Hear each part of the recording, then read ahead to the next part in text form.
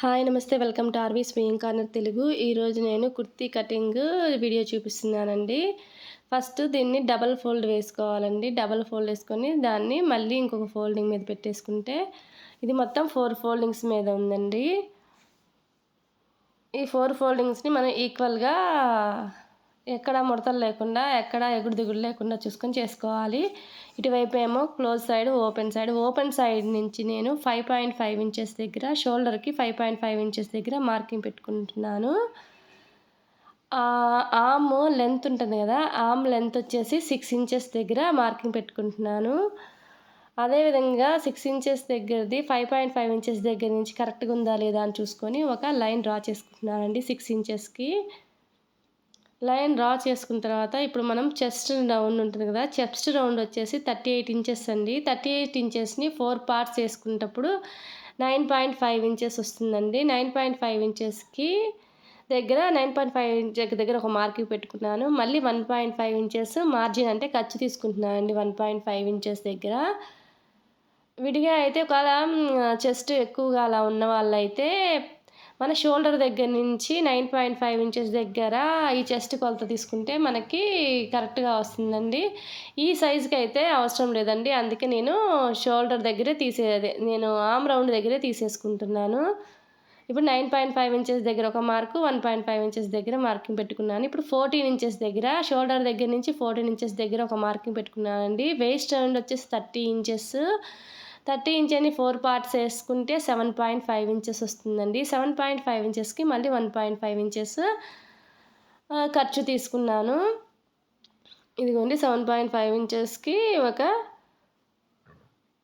1.5 ఇంచెస్కి పెట్టుకొని ఖర్చు తీసుకున్నానండి. 14 ఇంచెస్ దగ్గర మార్కింగ్ పెట్టుకొని ఈ విధంగా మార్కింగ్ పెట్టేసేసుకోవాలి.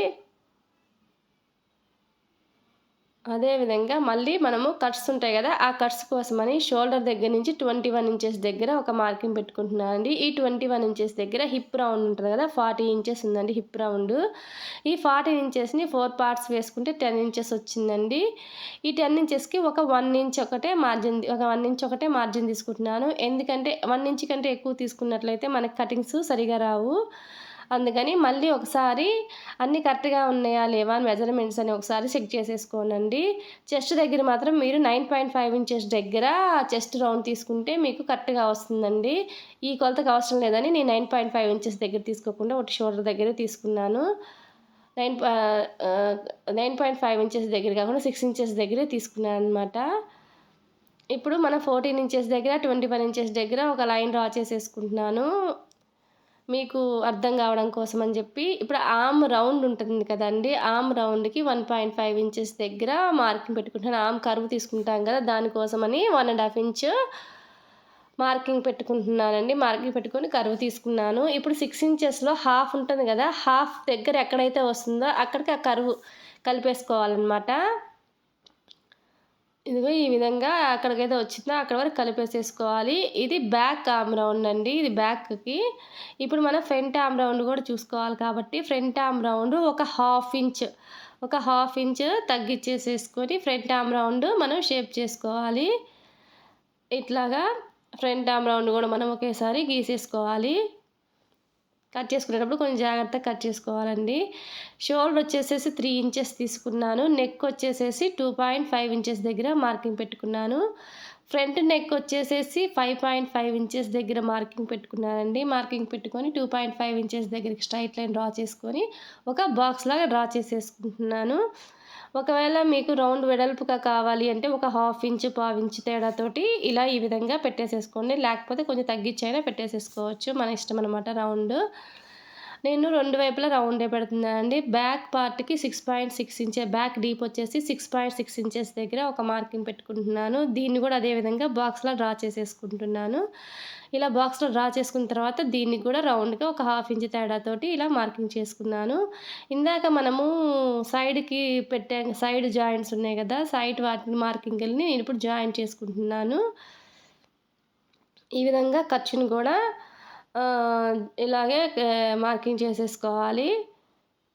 ఈ విధంగా మార్కింగ్ చేసుకున్న తర్వాత కింద పార్ట్‌కి గూడా మనం ఒకవేళ ఒక 1 ఇంచ్ తేడాతోటి పెట్టుకుంటే ఏ లైన్ టాప్ అంటారు గదండీ కుర్తీ, ఆ కుర్తీలాగా వస్తుంది. అలా కాకుండా నేనేందంటే స్ట్రైట్ కుర్తీయే చేస్తున్నాననమాట. స్ట్రైట్ కుర్తీకి ఏందంటే పైన 11 ఇంచెస్ తీసుకున్నాం కదా! అదే 11 ఇంచెస్‌ని నేను కింద వైపు తీసుకుంటున్నాను. ఇదిగోండి ఒక 1 ఇంచ్ తోటి ఇప్పుడు పైనుంచి కిందకి స్ట్రెయిట్‌గా లైన్ డ్రా చేస్తున్నాను. కావాలంటే మీరు ఏలాగా కుట్టాలి అనుకుంటే ఒక 1 ఇంచ్ ఎక్స్‌ట్రా తీసుకోనండి పైదానికంటే. ఇది ఈ విధంగా స్ట్రెయిట్‌గా లైన్ డ్రా చేసేసుకోవాలి. ఇదిగోండి చూడండి ఇది 11 ఇంచెస్‌కుంది.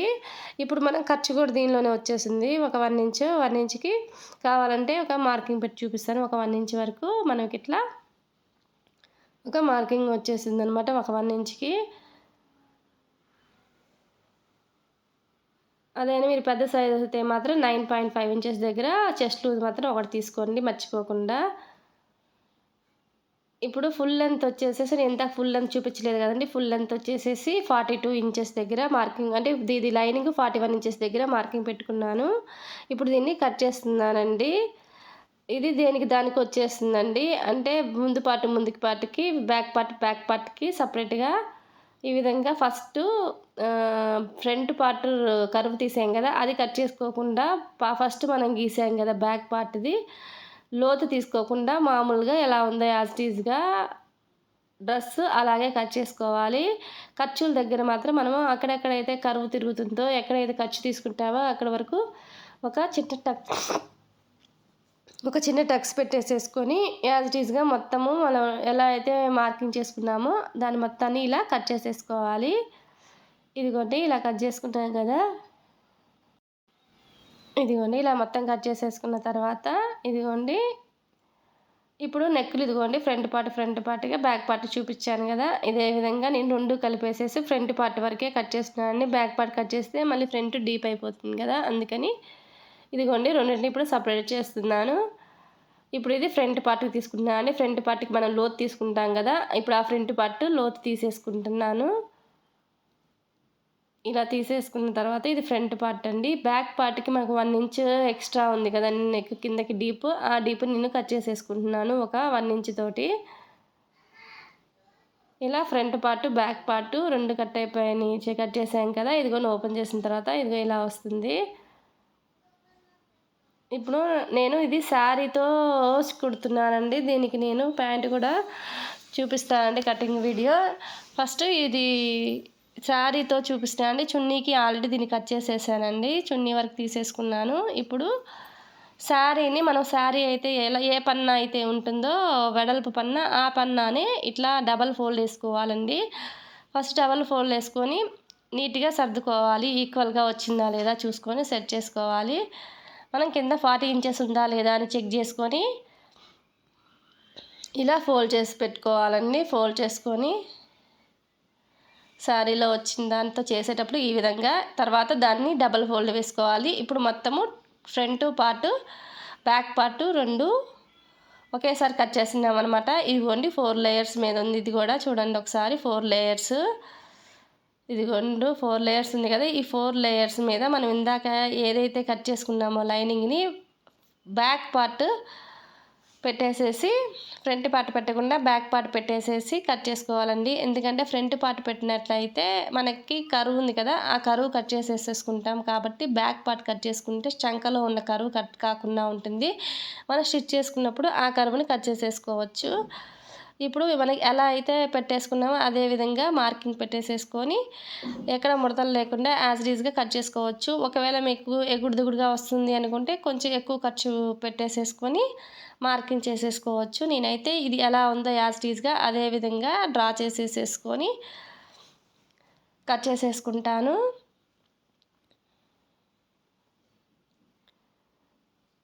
ఎక్కడెక్కడ ఉన్నాయో వాటికి టక్స్‌ల దగ్గర ఎలా పెట్టేసేసుకుంటున్నానండి నేను. ఇప్పుడు యాజ్ ఇట్ ఈజ్‌గా ఇది ఎలా ఉందో అలాగే పెట్టేసేసి కట్ చేస్తున్నాను.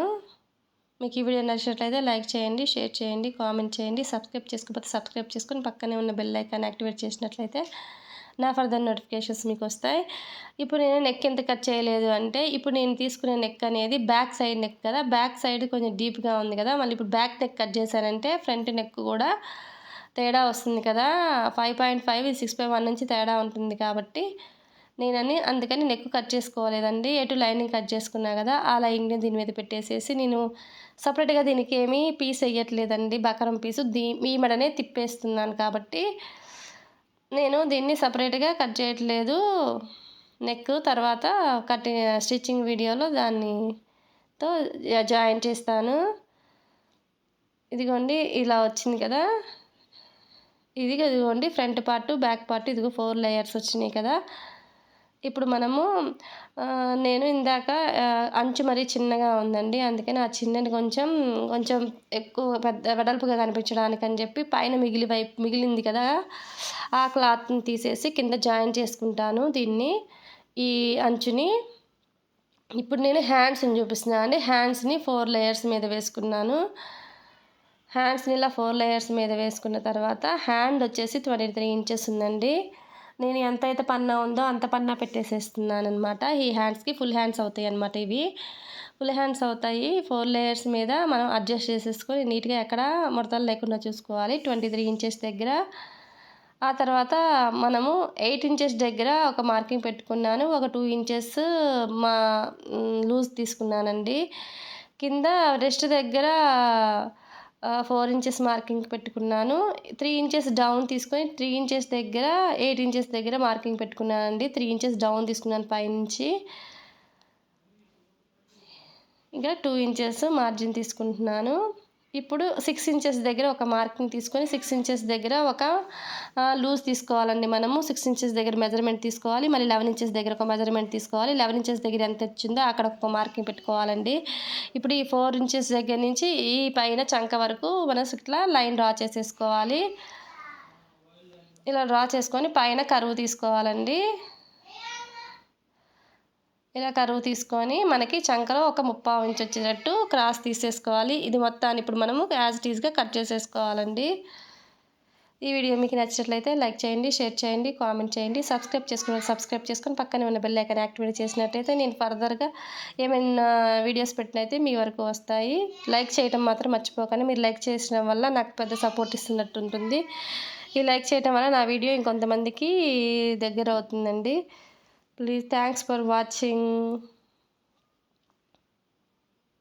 ఈ స్టిచ్చింగ్ వీడియో కూడా నేను త్వరలో అప్లోడ్ చేస్తాను.